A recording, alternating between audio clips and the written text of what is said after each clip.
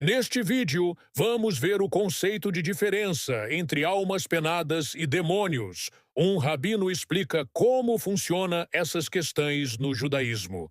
E veremos uma dessas almas falando através de uma mulher, em um templo judeu, onde o Espírito se manifesta nela e diz coisas impressionantes. Veja a seguir. Existem almas penadas? O que significa isso? Aonde estão essas almas? Almas que talvez não conseguem se elevar. A que nível elas não conseguem se elevar? E por que elas estão penando em mundos inferiores? Será que elas têm influência sobre pessoas nesse mundo? Existe um conceito já bíblico, que ele aparece na primeira vez no livro de Samuel, que é um conceito que em hebraico se chama Kaf Aquela. Abigail em hebraico, ela vem falar para o rei Davi o seguinte: e levantou-se um homem para perseguir-te e para procurar a tua morte, ou seja, um inimigo seu. Porém, a alma de meu senhor, do rei Davi, será atada no feixe dos que vivem com o Eterno, teu Deus, ou seja, a vida eterna. Porém, a vida dos teus inimigos ele arremessará como do côncavo de uma funda. Eu acho que a maioria de nós não entende o que é o côncavo de uma funda, que é a tradução da palavra kaf aquela. Eu vou te explicar o que é isso. Kaf, em hebraico, é uma colher. Na verdade, a ideia de kaf também, a mão do ser humano, ela é chamada, a palma da mão é chamada de kaf. Então, todo objeto, utensílio, que ele tem essa forma da mão de uma colher, ele é chamado de kaf. Aquela é para arremessar. Então, o conceito de kaf aquela é o conceito de pessoas que pecaram demasiado em suas vidas. A gente vai já aprender que tipo de pecados, que o que acontece com elas? Elas não conseguem se elevar desse mundo para os mundos superiores. Na verdade, elas não conseguem ter seus pecados perdoados. Normalmente, quando uma pessoa sai desse mundo, ela pecou, mas não de uma forma tão grave, ela passa pelo processo de purificação feita no Gehenom, no inferno, tá? Esse é um conceito muito importante de se entender o que realmente é o inferno. Existem almas que não possuem o combustível espiritual nem para se purificar. Elas pecaram demais. Elas estão completamente corrompidas. E o que acontece com elas é algo dramático.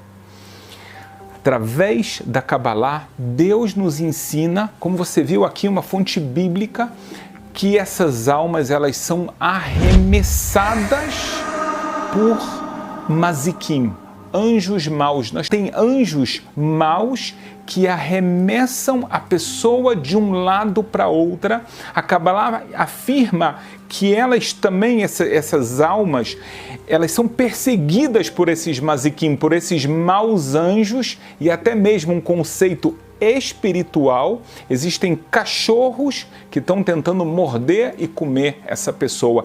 Na Kabbalah existe um conceito místico que se chama Kalbim da Hatzifin, os cães sem vergonha.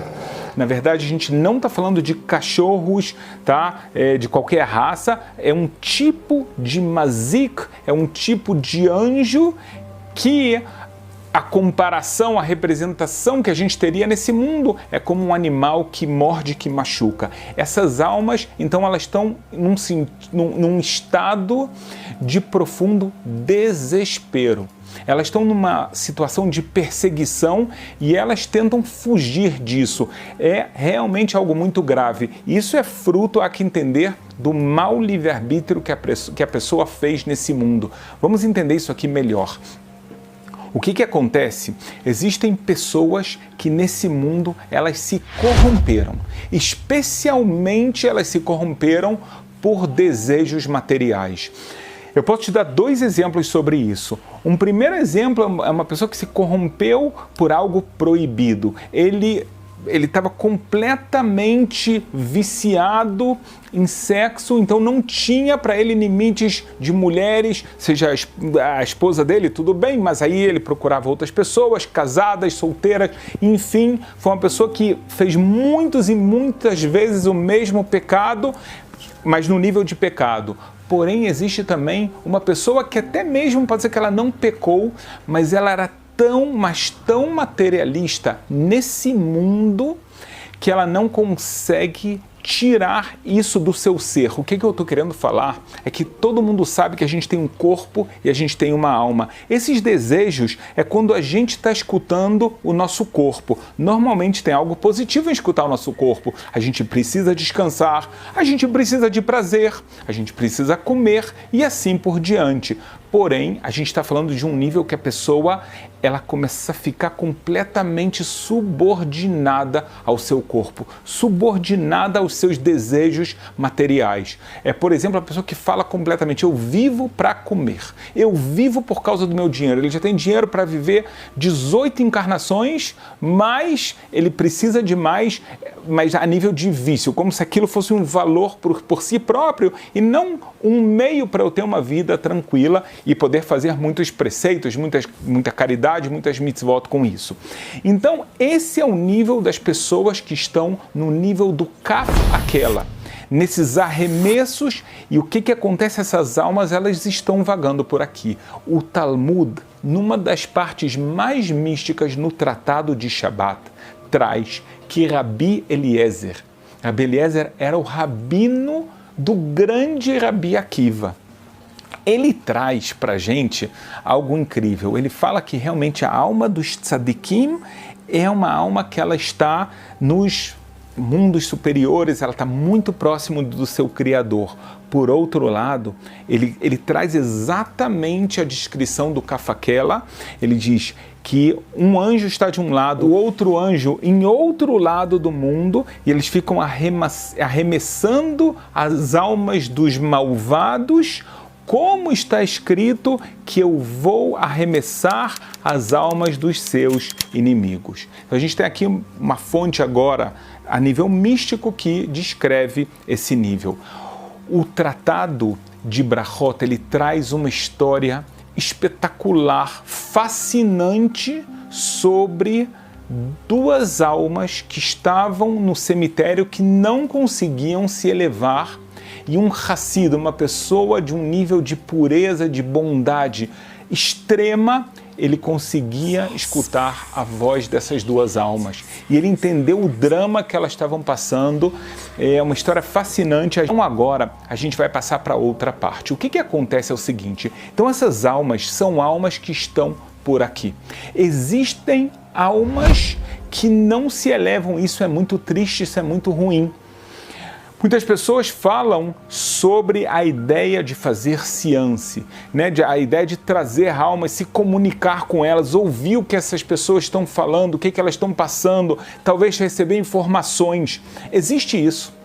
Eu não estou falando que qualquer pessoa que chega, faz aquele jogo que a gente chama do jogo do copo, qualquer coisa assim, ele vai trazer. Eu não vou falar que não existem um monte de pessoas que fazem charlatanice e falam, olha, eu vou trazer a alma da sua mãe, do seu avô, eu vou te contar e etc.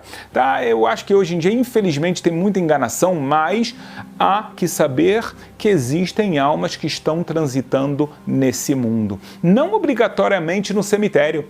Muitas vezes elas estão tentando fugir, porque a ideia desses arremessos que eu falei, também existe uma conotação de canto. Elas estão tentando estar nos cantos, como que passar desapercebidos desses anjos maus que estão perseguindo elas.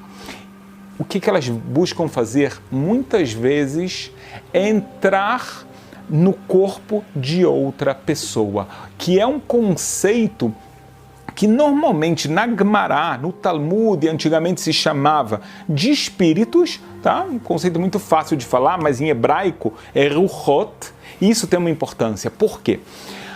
Porque Ruchot é uma das partes da alma. A gente sabe que a nossa alma tem 5 partes. 2 partes muito elevadas. 3 partes que são as que a gente tem mais contatos, que é a Nefesh, o Ruach e a Neshama. O Ruach é a parte que a gente traduz como espírito, é parte da nossa alma, e ela junta entre essa parte inferior, que é a Nefesh, e a parte superior, que é a Neshama. Então esse Ruach ele não consegue subir. Esse Ruach ele está preso e assim era chamado esse tipo de alma. A partir do século XVIII, por conta até de língua do Yiddish, etc., começou a se chamar essas almas de Dibuk, mas a ideia é a mesma. A palavra Dibuk, ela tem a ver com a palavra de colar. Em hebraico, cola se chama Devek. Então é uma alma que cola em outra alma. Ela entra em outro corpo. Normalmente, a gente tem que entender por que ela está entrando em outro corpo, em que tipo de corpo ela vai conseguir entrar. Tá? O motivo que ela entra, eu acho que ficou claro do que eu falei anteriormente. Essa para ela é o refúgio de tudo de mal que está acontecendo. Quando ela está dentro de um corpo, quando agora nós estamos dentro de corpos, nós não estamos vendo o que está acontecendo nos mundos espirituais. O Talmud, a Kabbalah, conta pra gente que existem milhares de anjos à nossa volta. Anjos bons, mas também muitos e muitos, na verdade, milhares de anjos maus. A gente não consegue ver. O Talmud fala que se Deus abrisse nossos olhos, a gente ia ficar tão assustado que ia ser muito difícil. Então, nós não conseguimos perceber isso. Essas almas, então, quando ela entra num corpo, esses anjos já não conseguem atuar diretamente contra elas, realmente é um esconderijo. Então, elas vão tentar, por mais de um motivo, o primeiro motivo eu acabei de falar, elas tentam se esconder dentro desses corpos. Por outro lado, o motivo que elas entram, se eu te expliquei anteriormente que são almas que estão viciadas em pecados, viciadas no materialismo a ponto que isso entrou como parte da natureza da sua alma, não só do seu corpo, não só que o corpo agora necessita comer e quer ganhar dinheiro, já virou um valor para a própria alma, algo completamente ilógico. Então o que acontece? Agora, aquele desejo que ela queria tanto e ela rodava o mundo todo para tentar encontrar onde eu posso suprir essa minha necessidade, como eu posso ter esse desejo, agora ela entra num corpo e ela vai tentar fazer com que esse corpo faça os pecados que ela fazia anteriormente, que ela está com tanta, entre aspas, saudades desse pecado, desses atos, e ela não tem mais corpo para fazer. Então é algo muito estranho. Agora, o que acontece? Quer dizer que ela entra num corpo, mas esse corpo também tem alma. Então a primeira coisa que acontece é, como é que ela consegue entrar num corpo que já tem uma alma? Nós não estamos falando de algo físico, tá? Que você quer entrar num quarto e já tem uma pessoa e não tem lugar para duas. Não é isso que a gente está falando, é um conceito espiritual, um conceito de alma, mas mesmo assim, o normal é, para um corpo, tem uma alma. Então, a alma é responsável pelo lado físico e espiritual do ser humano. Agora, vem essa alma, vem esse Dibuk, ele está desesperado por um corpo e ele encontra uma alma que está debilitada. Por que ela está debilitada? Por causa dos seus próprios pecados. Ela consegue facilmente perceber quem são as pessoas que têm pecados e quanto mais graves os seus pecados, mais fácil ela entrar no corpo dessa pessoa, é mais fácil lutar contra essa outra alma e acaba que existe uma espécie de aprisionamento. Na verdade, é uma luta que vai acontecer agora entre essas duas almas. Por isso, as pessoas que elas estão com um Dibuk dentro delas, às vezes parece que elas se comportam normalmente, outras vezes você vê elas completamente fora de controle. Elas são capazes de falar línguas que eles não conheciam e não falavam até ontem. אני פנחס, בן ספי. מה עשית? רציתי קרוב, אבל מה עשית? הרבה עוונות. הרבה עוונות. ולמה עשית עוונות? לא אומר, אתה לא אומר. הרבה עוונות. אבל אתה עכשיו מתחרט? מתחרט. חוזר בתשובה? עולה למעלה. אתה רוצה לעלות למעלה? בטח. השם יעזור לך שתעלה למעלה. אבל אתה צריך לדעת דבר אחד, שאסור להזיק. אני סובל. אני סובל. estou מנוחה. Eles são capazes de falar coisas também que eles não tinham conhecimento, são capazes de contar sobre vidas passadas. A gente começa a ver um comportamento muito estranho.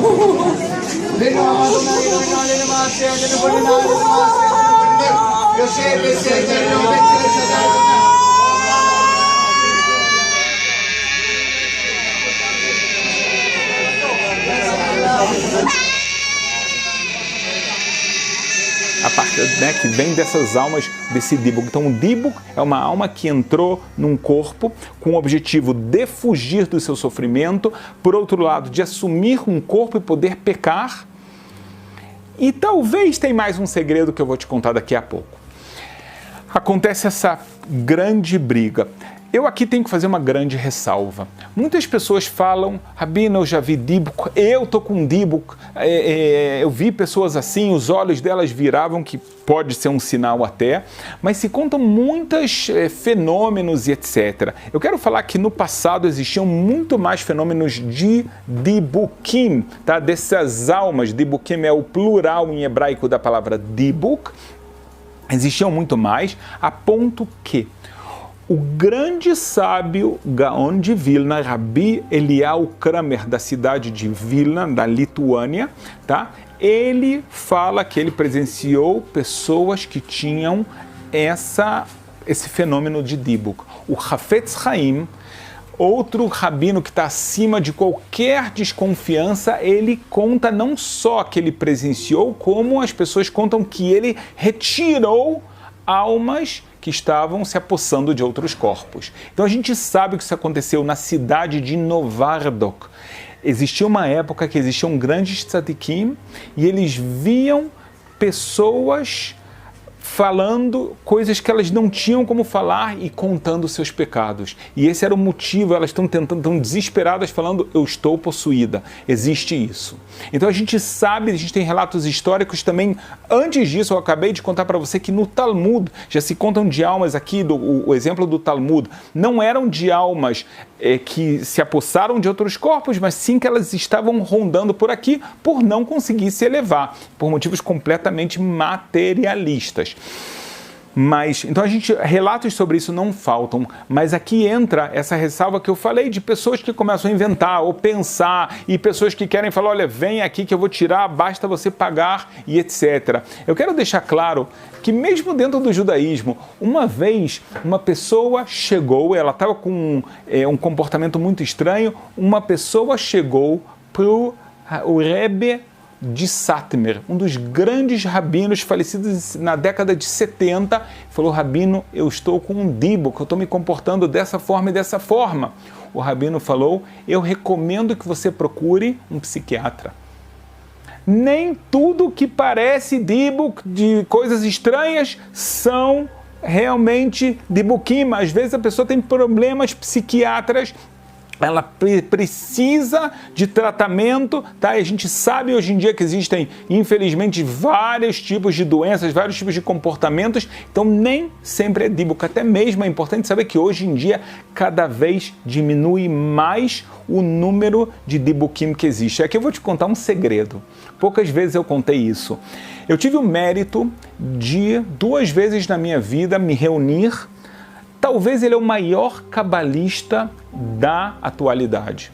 Por um motivo, ele me pediu para falar comigo, aqui em Israel, aqui na cidade de Jerusalém, e ele me contou, onde eu estava conversando com ele, que é uma yeshivá de cabalistas, ele falou, nesse lugar eu vi uma pessoa possuída por um Dibuk.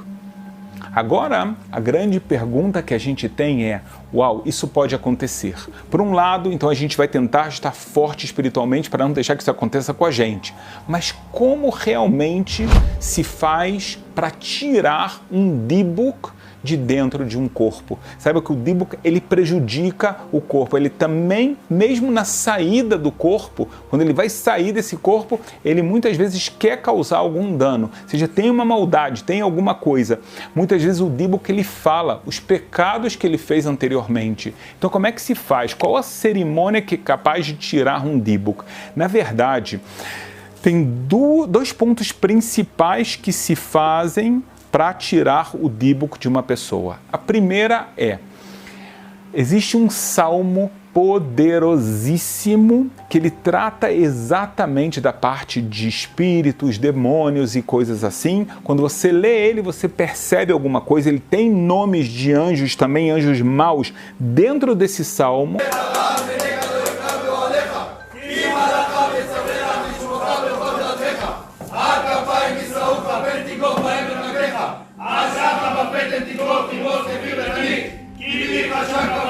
Que é o Salmo 91. Então, os cabalistas, eu quero deixar claro que quando acontece algo assim, uma pessoa normal, ela não consegue tirar um Dibuk. O Dibuk, como eu falei, é algo muito espiritual, é algo muito místico, então tem que ser alguém desse porte espiritual para conhecer isso muito bem e assim retirar o Dibuk. Então, para começar, o que esse cabalista faz? Ele lê 3 vezes o Salmo 91. Quando isso acontece, isso enfraquece demasiado esse Dibuk. Normalmente, quando ele faz isso, no final de ler os 3 salmos, ele fala Dibuk, saia, tse, saia, saia e saia. Eu estou decretando, às vezes eles fazem um tribunal de 3 grandes rabinos para ordenar esse Dibuk a sair. A leitura de Teilim, a leitura desses salmos, especificamente desses salmos, não é feita somente pelo rabino. Se tem mais pessoas que podem participar, quanto mais até melhor, tá? Mas a ideia não é ficar olhando, zombando da pessoa que entrou nela. Um Dibuk, sim, rezar para Deus, e ninguém está rezando para o Dibuk, vamos deixar isso claro também. É uma reza para Deus, mas ela é tão forte, tão poderosa, tão mística, que o Dibuk se sente demasiado fraco e muitas vezes nessa hora que ele recebe a ordem de sair, para ele agora ver uma pessoa falando um salmo, algo tão profundo, tão elevado, tão ligado a Deus, ele já não suporta ficar lá. Completando o vídeo, vemos que existe tipos de espíritos diferentes que agem diferente e por motivos diferentes também. Entendam que no judaísmo há muitas coisas relevantes para estudos desta área. Curta, comente e se inscreva no canal para fortalecer nossos estudos.